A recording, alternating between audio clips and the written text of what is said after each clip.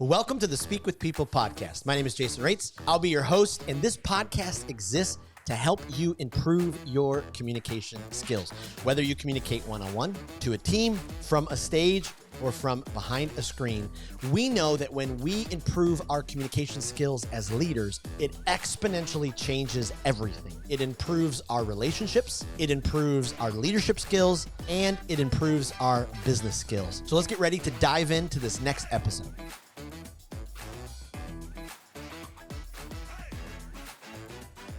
Well, all of us have experienced grief. It is a universal human experience, and so often it leaves us for a loss of words. So, for the person who is friends or in relationship or works with someone who's going through a deep season of grief, how do we comfort them with our words? What are the kind of things that we say to them? Because sometimes we don't even know what to say. And on the flip side, if we're going through a season of grieving, how do we communicate to the people around us what we're going through? Well, today we're diving deep into this area with an expert and a leader in the field who walks people through grief and helps them find comfort and healing. And I'm just so excited to have this conversation because this is something that will affect every single leader, whether in our lives or our coworkers or our friends or our family. And so I'm honored to sit down with Jason Harris. He's the author of Good Grief, Celebrate Your Life. He's a speaker, grief counselor, and we dive into this topic of communicating during seasons of grief. Jason, thank you so much for being on the Speak with People podcast. It's an honor to be here. I'm so grateful to have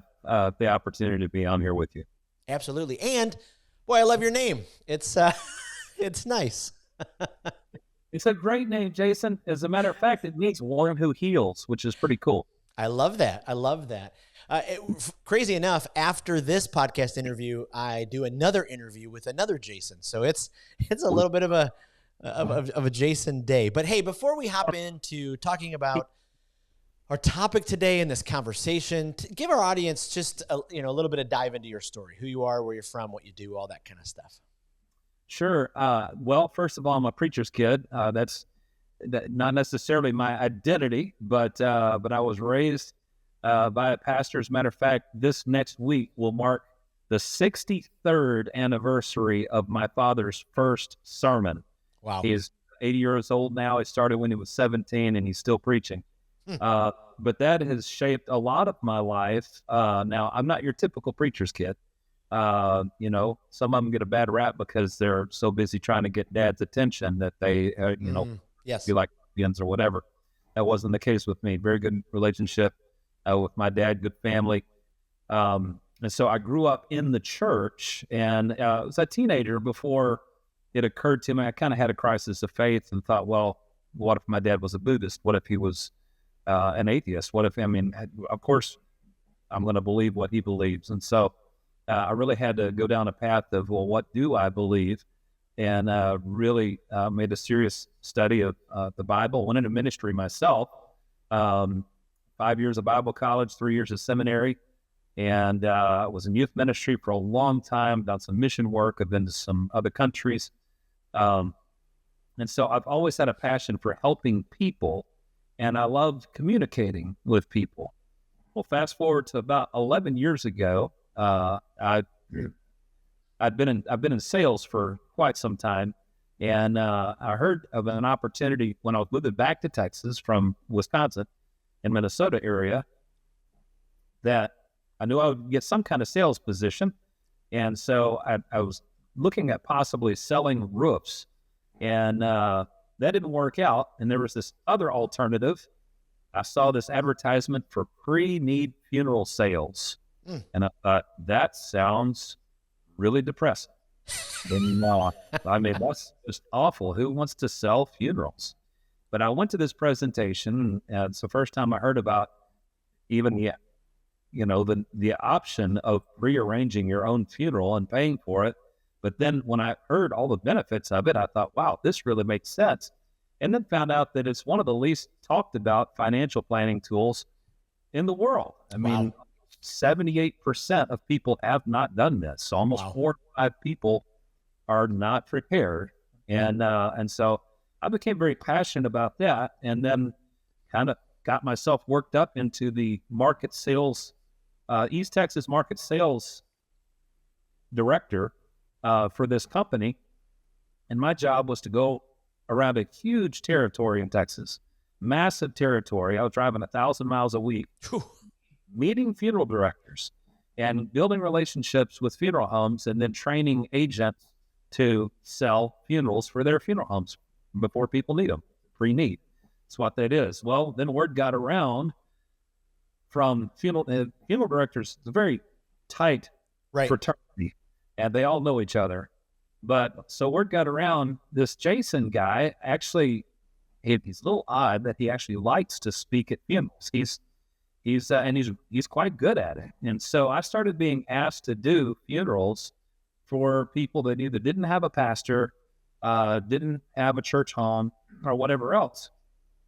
Funeral directors say, we've got a guy who will speak. And so as it turned out, Jason, about 95% of the funerals I was doing was for people that I did not previously know. Right. And I view the funeral service through the lens of celebration. And so how am I going to celebrate somebody's life if I didn't know who they were? So I developed a series of questions, 5 questions, in fact. And then I discovered that if I could get these answered by as many family and friends as possible, not only was it going to be a meaningful and personable service, but it resulted in funeral directors telling me consistently, and I'm not making this up, Jason, we have never heard so much laughter coming out of our chapel. Wow. Services. And we're just scratching our heads in here saying, what is he doing in there? And why is everyone... And I promise you, it's not because I tried to turn it into a comedy. That would be disrespectful. Sure. But the answers to these questions lend themselves to laughter. And then I discovered, almost accidentally, another very serious, incredible application to these same 5 questions. And then I discovered another, and even another. And I thought, you know what? I need to write this stuff down. And that's what resulted in me writing this book. Wow. And so The Good Grief, Celebrate Your Life.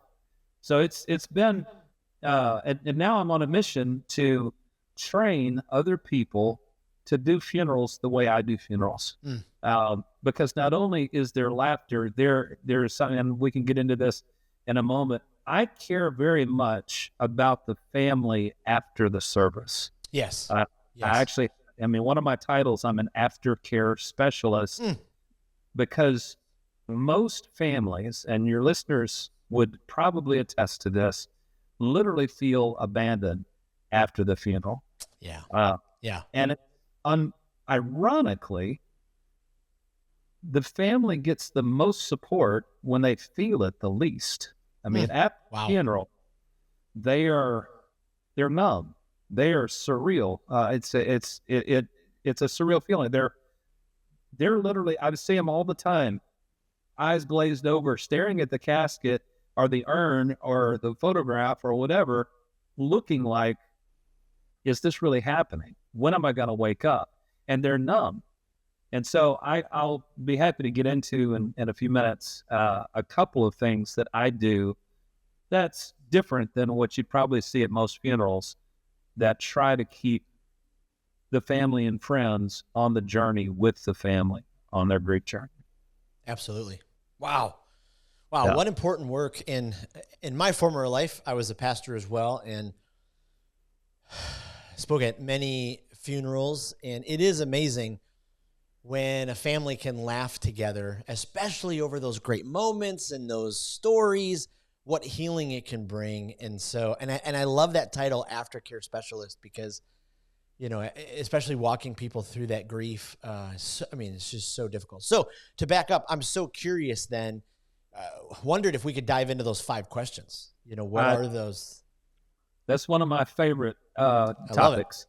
In fact, I love doing seminars at churches. If any of you have a stage for me to come to, whether that's at your church or a school or a community club or anything, I know that everyone either has grieved or is grieving or will grieve. That's just the fact.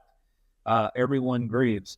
And so I do a talk literally called 5 Questions That Will Change Your Life.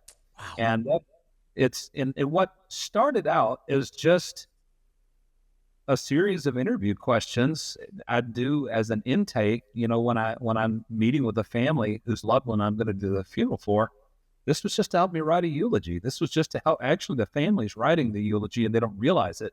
Right. But I never get up and try to pretend like I knew the person. I never put on an act. In fact, I will usually admit I'm probably the least qualified person in this room to be Yep. up here. And while some of you are sitting there saying, who's the bald guy? And why is he talking at my grandma's funeral or whatever? I will just say, because that's true, I didn't know the person. I recruited some help. And so I asked the following questions to these family members.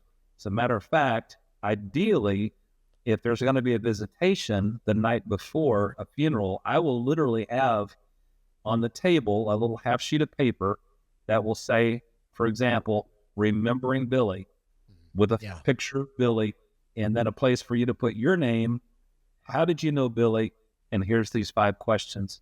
The reason that's so effective also is it actually gives people something to do at the visitation. Right. Because I've hugged the neck and said, I'm sorry for your loss, and signed a book, now what?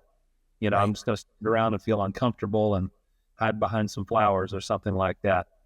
But when they actually have something they can sit down and write out the answers to these questions, they love that. And then I can harvest those the night before the funeral and work them into the eulogy. Yeah. So let me ask you, Jason, if I can put you on the spot, have you lost anyone close to you in your life? Yes. Is there someone that you'd mind if we talked about? Absolutely.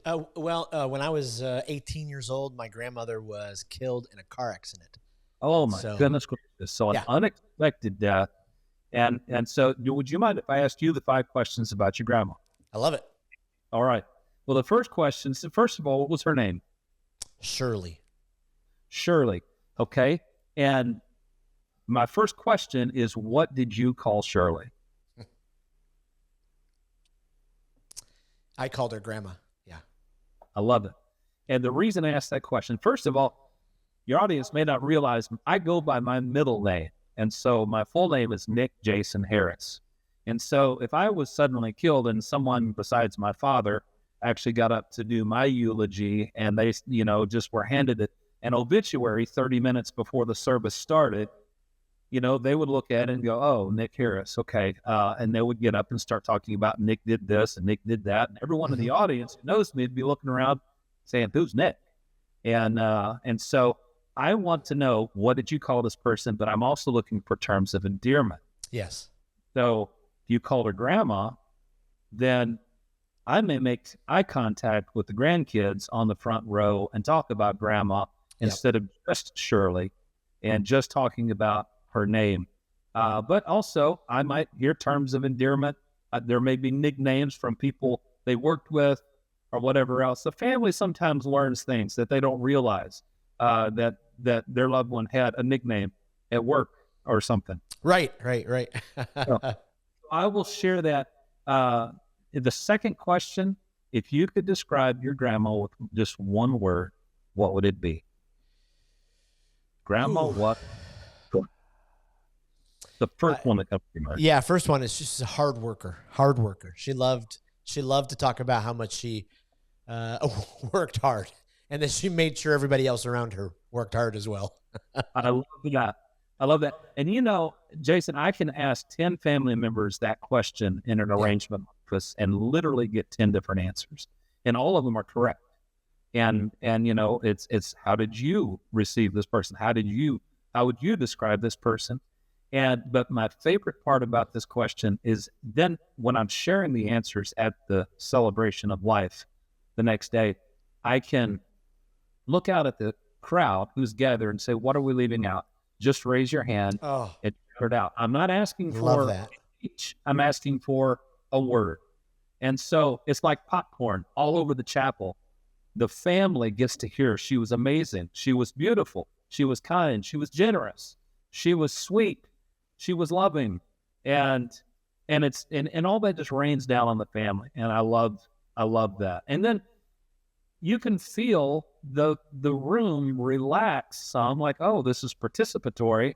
And people sometimes then feel comfortable enough to firmly plant their tongue in their cheek and say, well, Yeah. she was sissy, she was stubborn, or whatever. And Yeah. people start chuckling. And by the way, I preface the whole service by saying I want everyone here to use your imagination with me for just a few minutes and not think of this room that we're sitting in as though we're a funeral home chapel, but rather let's transform it into a giant living room. And we're going to sit around with this family and we're going to celebrate Shirley. We're going to celebrate her life. The third question is very simple and more common, but what's one of your favorite memories with your grandma? And it could be a general memory like sure love cooking with her, or going to garage sales, or I'll never forget the time that this. Oh, wow. That's a great question. Because we live in the city of Detroit, my parents sent me to a private school, and so my dad worked with his mom. And so they drove me to school many days or picked me up. And so they were together all the time. So I was with her a lot. Then when I got my license, boy, I'm sorry, Jason. I wasn't ready for this. I'm saying I should have warned you. I didn't mean to put you on. No, it's great. But yeah. My grandma and we drove together a lot. And so one of the things that I loved about her was that one of my favorite memories is just all the times we drove together, and she encouraged me to help, support, and encourage my parents. She had a really difficult life. Dude. On her wedding day, her brand new husband's father died.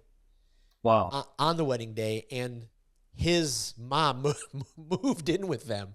They never went on a honeymoon, and from day one, and the mother-in-law just did not like her. So she had a very difficult life. Wow. And so all those car rides,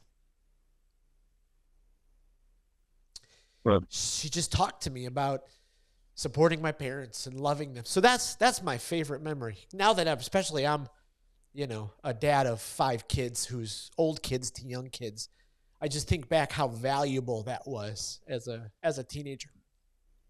Yeah, you can't place a dollar amount on that, and that's beautiful. And really, the memories, Jason, is where a lot of the laughter comes from. Yes. A lot of people's favorite memories include some kind of crazy story, and an example that's in my book, when I first started using these 5 questions about 5 years ago, or maybe 6, I was in an arrangement office at a funeral home, one-on-one with a lady who had just lost her husband less than 24 hours ago. And they'd been married for 26 years. Wow. He died suddenly. Wow. And so I was asked to do the service, and I began to ask her these questions. And when I got to what's one of your favorite memories? Now, one thing that I never get tired of, time after time after time that I do this, is watching their eyes trail up, accessing a memory, and a smile comes across her face. It's always a smile. And I was anticipating 26 years of marriage, some cruise or some trip, something like that. No, what's your favorite memory? And what fell out of her mouth almost immediately, she said, well, we've got a really steep driveway. And I thought, where is this going? I think, all right. And she said, I think his name was David. I once watched David ride an office chair like the one I'm sitting in, out the garage and down the driveway and across the street just to see if he could do it. That memory took me about 7 seconds to say. And you laugh and you'd have no idea who this guy is. Yep. Say that 7 seconds in a room full of people who knew him and knew he was a hold my beer kind of guy. And they watch this, and the place just erupts in laughter. And so that's where, it does over and over and over.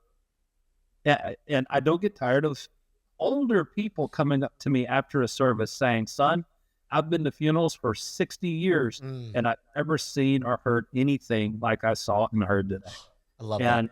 And I do too. And now your memory actually lent itself. It's a good segue to the fourth question. And that's, what is a life lesson that you gained having your grandma in your life? And you've really kind of alluded to that already, but if you'd like to re-articulate, what would you say? Absolutely. Yeah. Well, I mean, she just instilled in me that work ethic. You know, I see it in my dad, and yeah, it's pretty powerful. Yeah. That's awesome. You know, that question, when I put them on the half sheet of paper, is probably the one that's left blank the most. Yeah. And that either because, wow, I'd really have to be close to this person, but it's also very profound answers that I get there. And I'm just going to warn you now, Jason, the fifth question is the most emotive. And so, but I ask now, I know this was years ago. You said you were 18. Yeah, it was 28 years ago. Yeah. As a matter of fact, this coming Tuesday will be the 25th anniversary of my mama passing away. And so it was on April the 9th, 1999. And so, but we make a very good point, you and I both, about the same time period. The tears are still just right there, you know, because grief, and we'll talk about this, it doesn't go away, it never goes away. And so, but the fifth question that I like to ask people is, if she could speak to you one more time, what would she say to you today? Ooh.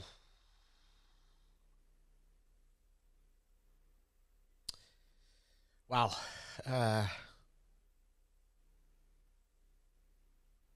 think it'd still be centered around family, you know, just to take care of my family, to encourage them, to support them, and cherish them. And so I think that's what she would do. That's beautiful. Yeah. And that's, you know, you and I, besides having the same name, Jason, I also have 5 kids, and also grown, and it's just hard to believe. But so those are the 5 questions that I used to write a eulogy. But what I just did with you, Jason, was the second application to those questions. When I fly or travel by any means, if you haven't figured this out about me, I love talking to people. And if you're sitting next to me, you're open season. I'm going to talk to you. And unless you put earbuds in and stare out the window or put a hood over your head and just look like I don't want to talk to anybody, well, then I might wait halfway through the flight before I talk to you. But do you know that I would say 9 out of 10 people, when we exchange just the pleasantries, are you coming or going? Are you here to visit family? Are you, where are you from?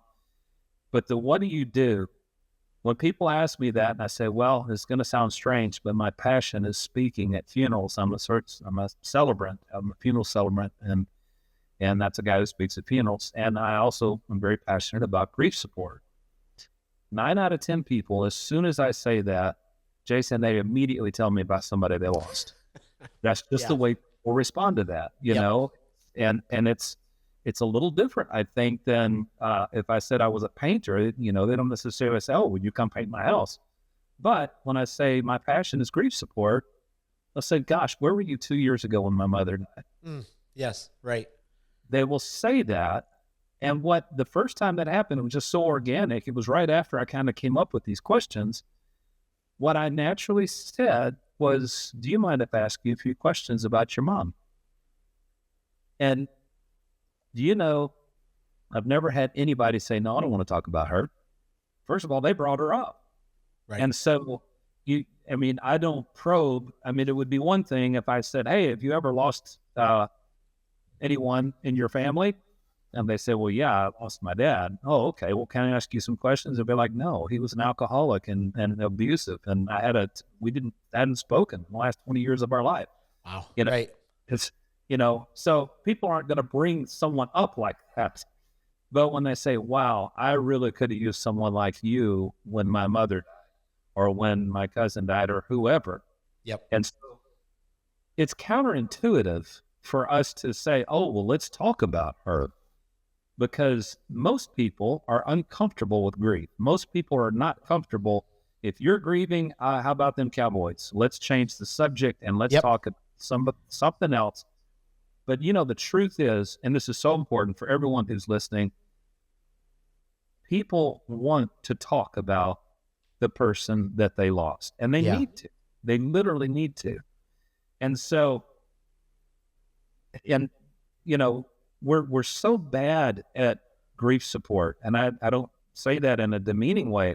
It's just a fact, and it is because we don't get any instruction on this. They don't teach a class about grief support in high school or middle school or elementary school or college, really. I mean, unless you take some specialized course, counseling course or something like that, it is counterintuitive, and most of us are just going to avoid the subject. Yep. Or we say one of the typical cliches, and I'm telling you, if you're listening, if the first two words out of your mouth when someone says, my grandmother just passed away, if the first two words out of your mouth are at least, you need to shut up and not finish that statement. Because when people say, well, at least she's in a better place, or at least she's not suffering anymore, or at least you had her for 50 years, or at least she lived a good long life, or any of that, it's just not going to land well. And so we tend to want to fill up the silence between you and a grieving person with some words of comfort because you yourself are uncomfortable with the silence. Yeah. And so probably the chapter I had the most fun writing in my book is Lessons from a Hobbit, a Grief Dog, and a Box of Matches. Yeah. The reason, and I can explain two of those metaphors. The grief dog, I actually had the privilege of working with Libby. Shout out to Libby in Belton, Texas at Crotty Funeral Home, the first certified grief support animal in Central Texas. Wow. Jared and Deborah Crotty were happy to pay thousands of dollars, not only for the dog, but for her training. And when I do grief seminars in churches, the funniest thing happens, Jason, when I get to this part, when I'm talking about Libby, because people want to know, excuse me, what do I say to grieving people? Yeah. Just like you asked a few minutes ago. Mm-hmm. And so I tell them about Libby, and I said, if you have given permission, they don't just spring the dog on everybody. Some people don't like dogs or have allergies or whatever. But if you're at visitation, Libby knows who's grieving. She can sense it. And she will amble over to you and sit down at your feet and put her head in your lap and look up at you. And you know what she says? And I say that. I'll say, you know what she says? When people get their notebooks out, and they're like, I'm like that. I'm ready to write down what a certified grief dog said. Right. Well, nothing, because she's a dog and dogs don't talk. Wow. And the truth, so why is she so effective? And why did they pay thousands of dollars to have her trained? It's because everything about her body language and her expression and her demeanor says, I'm not going anywhere. Wow. I'm here. And if we could just be a dog. Yep. And where it comes to grief, and if you're listening to this today and you're a bank president or a business owner or an entrepreneur or anything like that, you know how important relationships are to your business, and you know how important, your top clients are and things like that. Trust me, you get this wrong when someone loses a loved one and you say something flippantly like, aren't you over that yet? He died 3 months ago or whatever. You could lose a client for life. I've seen it, and I've talked to too many people who said, I have not spoken to that, fill in the blank, whoever it was, because of a comment. And many times it's someone at work. Many times it may be even a boss. I've heard people say, I quit my job. I want to work for somebody else because it was that abrasive and that offensive and that raw. I mean, and so we really, really have to be careful. So important just to either think about asking them questions or, just letting them talk about their loved one, and you shut up and listen. You get in their bucket with them, and don't just offer what's in your bucket into their bucket. And certainly never, ever compare it to one of your own losses, especially if their loss just occurred. It's not a time to say, well, when my grandmother passed away, which I would, say to you, because we were both talking about our grandmothers, and it wasn't a fresh loss. But the worst thing you could ever say to anybody, or one of the worst things, is, I know how you feel. And there's two reasons for that. Well, there's two things that I always say about grief. And the first one, it's as unique as our fingerprints, Jason. It's There's no people listening to this podcast right now that grieve the same way. There's no two people on the planet. It's like our fingerprints, it's like snowflakes. And so that's why it's so wrong. Don't ever say to somebody, I know how you feel. Ever, ever. Because you don't. You don't know exactly how they feel. Yep. And even though, Jason, I've lost my grandmother, and you lost your grandmother, I can't say I know how you feel because I lost my grandmother. I didn't lose your grandmother. Right. You lost your grandmother. Right. And that's the difference. And so if someone lost a baby and you've had a miscarriage, you can't tell them, I know how you feel, because you didn't lose their baby. And you may have been further along. You may not have been as far along. It's just not the same. And so that's one thing I say. And the other one I've already touched on is that it never really goes away. Jason, are you right-handed? Yes. Another thing we have. Yep. But 90% of us are. And but if I were to suddenly lose my right arm in an accident, well, guess what? Now I'm left-handed, whether I like it or not. Right. I didn't choose to lose the arm. If it happened, think about the first week after the loss. I'm going to be in a lot of pain. I'm probably going to be in shock and denial, kind of like when we grieve, saying, I can't believe I lost my arm. But I'm also going to find out really quick that it's very difficult to do some what would normally be things I didn't even have to think about. Now, how am I going to brush my teeth with my non-dominant hand? How are you going to brush your teeth left-handed? You get toothpaste all over your face. And, how am I going to get dressed with one arm? How am I going to write a shopping list? How am I going to do just the most remedial tasks that I could normally do otherwise? And when people are grieving, normal things are hard. And now, 2 months from now, 6 months from now, I may have gotten better at all those things. Now I can get dressed with one arm without even thinking about it. I've figured it out. I've done it over and over. But here's the point. I don't get the arm back.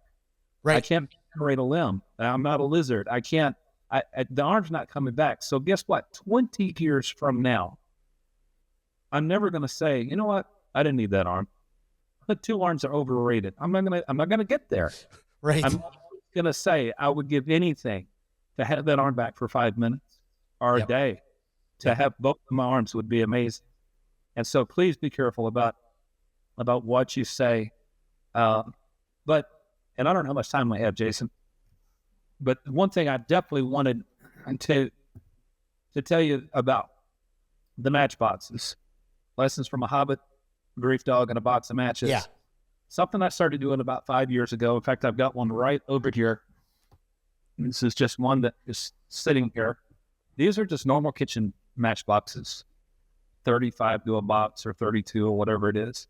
And as you can see, I've got a picture on one side, certainly just a label, but it's a photograph. And on the back side, I have to put my glasses on. It has her name. This is Janelle King.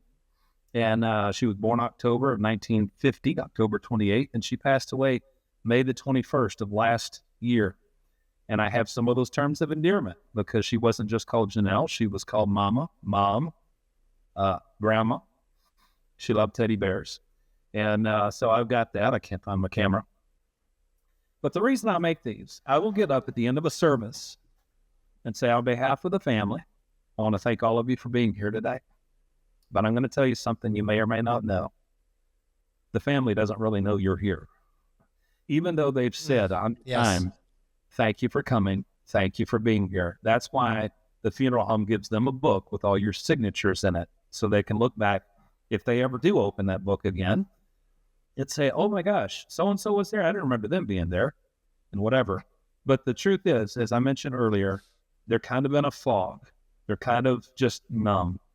And I tell them, look, it's about 2 weeks from now that the first real tsunami of grief is going to knock up their feet. And that's when you're back to work. That's when you've gone back to your life and the phone calls dry up and the people stop coming by and people stop bringing the casseroles and things like that. So here's what I want you to do. Take one of these matchboxes home with you, put it in your kitchen junk drawer, because I know you got one. In fact, some of you have two, three, but put it in your favorite one.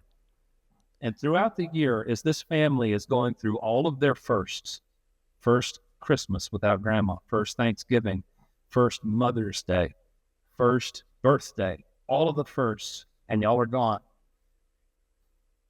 Throughout random times of the year, when you go to light birthday candles for a grandson or a nephew or one of your children, or dinner candles or a fire in the fireplace, or heck, if you're just going for that pair of scissors or a roll of tape and you roll that drawer out and you see her looking up at you, you don't need these boxes to remember her. Everybody's going to remember her. But reach out to her, one of her kids, reach out to her husband, reach out to a family member and say, hey, do you remember those matchboxes that weird bald guy gave us at your grandma's funeral that we thought would never shut up? And I don't remember his name, but we use those matches today. And I just want you to know we really miss her. And I tell them, please don't say anything stupid. Don't say God needed another angel. Don't say at least anything. Just have a story ready and say, you know what? I can't see a teddy bear on a shelf without thinking of her. Or nobody made barbecue ribs like your dad. Yep. And I'd give anything to have some of his barbecue ribs again. I really miss him. But that way, and I tell you what, Jason, I never get tired of getting text messages from family members. Sometimes they'll send me a picture of the matchbox that someone texted them 3 months after the funeral, and they'll say, wow, thank you for doing that. Because some people will actually do it. And so we just need to stay on the journey with people who are grieving. And by all means, please don't call them up a week after the funeral and say, how are you doing? You know, grieving people hate that question. It's so natural for us to say, and you mean well by saying it, but there's no real safe way to answer that question. Yeah. I mean, you want somebody to say, well, I cry all the time. Thanks. How are you? Right. Right. It's just, now say something almost similar and say something like, Jason, where do you find yourself in your grief journey? Or where do you find yourself in your grieving? I tell you, there's a fantastic book I plugged by Nancy Guthrie. I read it before I wrote my book, and it really influenced some of what I put in my book. And she is the co-founder of Grief Share, which is a great ministry. If your church has it, it's a wonderful, wonderful resource for grieving people called Grief Share. You can find it at griefshare.org, put your zip code in, and it'll pop up every church within a 35-mile radius of where you're at based on your zip code. And it's a fantastic navigational tool for grief. But Nancy Guthrie was one of the founders of Grief Share. She and her husband had both lost children. And she wrote a book called What Grieving People Wish You Knew, about what helps and what hurts.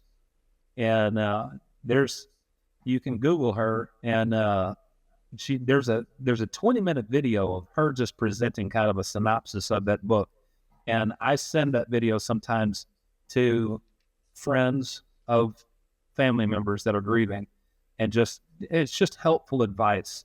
You have to be very careful about what you say to grieving people, but the main thing is just listen to them. They want to be heard. They need to be heard. Yeah. Oof. Yeah. Jason, that's so powerful. I mean, this will be, such a helpful conversation for so many folks, because they may not be dealing with it today, but it will at some point. And so to have some preparation, or, geez, how many, funerals do we all attend, and finding the right words to say to families. You just gave us such great gold and wisdom. I I just appreciate can't thank you enough. Absolutely. Well, before we close the conversation, I ask our leaders, our authors, all of our guests, we're building this library of communication and leadership resources. And so is there a speaker? I mean, obviously they don't have to be in the grief, your field, but just somebody who you love to listen to. They fill your bucket every time. You love to share their, TED Talks or messages or sermons or whatever it is. Well, it's funny. One of the first persons that come to my mind, just because he's so passionate, he's a pastor. John Piper is his name. He's written dozens of books, and he was the lead pastor at a church in Minneapolis, and is the founder of Desiring God Ministries. But one of the reasons he popped into my mind is there's a Shane and Shane music video Yes. called that is tremendous, and I share this many times with the immediate person that is affected by the loss, whether it's a widow or a son or a daughter, whatever, of the person who's passed. Many times I like to share this, and it's a song that he wrote called "Though He Slay Me," and it's based on a verse from the book of Job. But he wrote it after the death of his father, and Shane Bernard did, and just holding his mother, said, he tells about the background of the song, and it's a beautiful, beautiful song. It's a powerful song, but about 2/3 the way through the song is a sermon excerpt from John Piper. Wow. Yeah. It's very, very powerful. Yep. And but I just, I listen to a lot of audiobooks. I listen to a lot of podcasts and things like that when I'm in my car. As much Absolutely. as I love music, I love to be learning. Try to learn as much as I can. Is there a podcast right now that you keep going back to that you'd recommend to other leaders? Boy, I wasn't prepared for that. I've gotten, recently I've been touched a lot by Pete Vargas and Grant Cardone, because I was involved with the 10X stages. The fact they just had a big 10X Growth Con. In fact, today is the last day of it, and it's in Florida. And of course, Grant Cardone, billionaire real estate guy. But just as far as leadership is concerned, I've been listening to some of this Growth Con just virtually. And I mean, he's had the likes of Peyton Manning and Mike Tyson and Tucker Carlson. And yesterday he had Arnold Schwarzenegger on there, and just their stories and everything. Very powerful stuff. But I was recently, the way I got turned on to them, I was asked to be, well, not asked to be, I saw an advertisement for an audition, the final audition for what was called the Great American Speak Off. Never heard of it. Right. And I saw this announcement in February, and they said, we're having the final audition. As it turned out, this is like American Idol for speakers. Yes. Literally the same format, 4 judges. Grant Cardone is the Simon, and he says the ugly things and all that. But I was one of 30,000 people that entered that competition. And long story short, I managed to get a golden ticket and was one of the 130 semifinalists. Wow. That was at the top 0.02% of the ones who auditioned. And so I thought, I'll take that. I didn't make it to the finals, because by the time we were there in Fort Lauderdale, Florida at this competition, it was very, very good speakers there. Many of them with already established speaking careers. But it was, I learned so much from that. In fact, if I can say this, it really clarified my vision for Morning into Dancing. Morning into Dancing was simply the name of a website just about a year ago, a little over a year ago, and it's an LLC, but I'm it. I am Morning into Dancing right now. But one of the visions it clarified for me is I'm going to, or I've begun a certification course for people who want to learn to do funerals the way I do funerals. Wow. And so if you're listening to this, turn your pastor on to to my website, and I'm going to start offering certification. It's just a 1-day course. It's a very, streamlined, but the truth is I had 8 years of Bible and seminary, college and, graduate level, and just had only the one lecture ever about how to do funerals. Pastors are not taught how to do funerals. And that's why so many of them make families angry. Yeah. That they really do, because they, for whatever reason, some of them shift into reverend, Jason. You know what I'm talking about. They'll get Absolutely. like a mashup of words at a wedding, and we are gathered here today. and it just sounds sad and somber and morose. And then after they butcher the obituary and read names badly, you never hear your loved one's name again, and they preach a sermon. They'll spend the next 20 minutes talking about heaven. Yep. And that's great. I'm a fan. I'm planning on going. Yes. But that's not what the family needs. They don't need a sermon. They want to celebrate the life of their loved one. Now, I will still get in at the very end of a message. I may say the 3 timeless truths that life is brief and death is certain and we need a savior, but I don't preach a sermon. Yeah. And so I'm going to start teaching anyone who would like to learn to do funerals the way that I do. And to be a certified celebrant, funeral homes will pay a certified celebrant, many times up $400 or $500 to do a funeral service, compared to most preachers that get like $20 at the graveside, right? At Pentecostal handshake. And there was never, there's no set fees usually. But if you want to become a professional certified celebrant or something that you just do on the side, I can hook you up with funeral homes that need speakers, but that aren't just going to be someone who reads a scripture over someone, right? That can really mine the riches of these memories and meaningful, and you can do a healing and memorable service. I keep up with a family right now up in McKinney, Texas, who I did their father's funeral. It'll be 5 years ago this coming October. And we not only are we still close friends, and I didn't know his father before, but they still talk about the funeral. They still talk about the celebration. I love that. And so that's what I'm passionate about. Well, what's the best place we can send people online to find out more about you? Very simple. I can't even believe this domain was available, but it's simply speakerjason.com. Love it. So speakerjason.com is, and there's also a link in that website to my original website, Morning into Dancing. I actually have a logo now. I'm excited about it, but my book is also available on Audible. As read by the author. A friend of mine helped me record that, Steve Casillo, in his podcast studio here in Mansfield. And so he helped me record it and upload it. So it's available in an Audible form as well. And tomorrow morning, I'm actually going to be doing a book signing here in Mansfield from 9 to noon. And wonderful. So, well, goodness. Well, thank you so much. We'll put all that in the show notes, and we'll put all that in the Facebook group, and we'll encourage our Speak with People community to check out your book and your website. Jason, thank you so much for your time today. Jason, I really appreciate it. And I tell you what, there's nowhere I won't go. I don't care what state you're in. That's right. Or what you're in. I'm happy to come and do a training one Saturday for any pastors or lay people or postmen, anyone who would like to learn how to speak at funerals and to do it better.